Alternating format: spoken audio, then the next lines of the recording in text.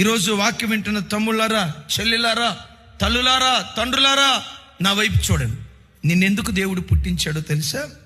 మీ వంశవృక్షంలో, మీ తల్లి వంశంలో, తండ్రి వంశంలో ఎవ్వరికి ఇవ్వని ఓ ప్రత్యేకమైన దీవెన నీకివ్వాలని దేవుడు కోరుకున్నాడు. ఎవరిని నిలవబెట్టని రీతిగా ఓ ప్రత్యేకమైన రీతిలో నిన్ను నిలవబెట్టాలని కోరుకున్నాడు.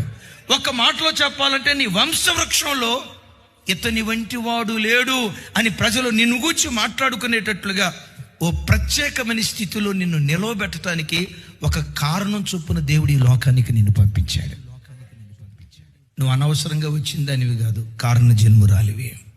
నువ్వు అనవసరంగా పుట్టిన వాడివి కాదు, ఒక కారణం చొప్పున దేవుని చేత పంపబడిన వాడివి. ఆమెన్. ఏం చెప్పాను? ఒక కారణము చొప్పున దేవుని చేత పంపబడిన వాడివి. ఒక తల్లి గర్భాన్ని ఎన్నుకొని ఆ తల్లి గర్భం ద్వారా లోకములోనికి దేవుడు నిన్ను పంపించాడు. నువ్వు అనామకుడివి కాదు, నువ్వు ఒక వ్యక్తివి కాదు. ఒక రోజు వస్తుంది నిన్ను ఒక శక్తిగా దేవుడు మార్చునుగాక. ఈ వాక్యం వింటున్న బిడ్డలారా, నీ వయసు 30 సంవత్సరాలేమో.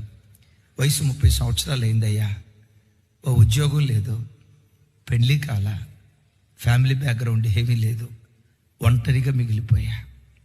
వయసు చూస్తే 30, 35, 40 సంవత్సరాల వయసు వచ్చిందయ్యా, 50 సంవత్సరాల వయసు వచ్చింది. ఏమి సంపాదించావు అని ఎవరైనా అడిగితే ఏమి లేదయ్యా. పిల్లలకి ఎంతానికి వేసావు అని ఎవరైనా అడిగితే జీరోనయ్యా. చెప్పుకోవటానికి ఏమీ లేదయ్యా అని. ఒకవేళ 60 సంవత్సరాల వయసులో ఈరోజు నువ్వు జీరోగా కనపడుతున్నావేమో, ఏమీ లేనివాడిగా కనపడుతున్నావేమో, నిస్సహాయున్నయ్యా.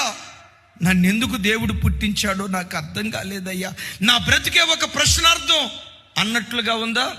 విశ్వసించు, దేవుడు నీ జీవితంలో జోక్యం చేసుకుంటే రాత్రికి రాత్రే జీరోను హీరోగా దేవుడు మార్చగలడు. వెలివేయబడిన వాడిని తలమానికగా చేయగలడు. ఈడెందుకు పనికిరాడు అని అనుకున్న వాడిని ప్రయోజనకరమైన వాడిగా చేయగలడు.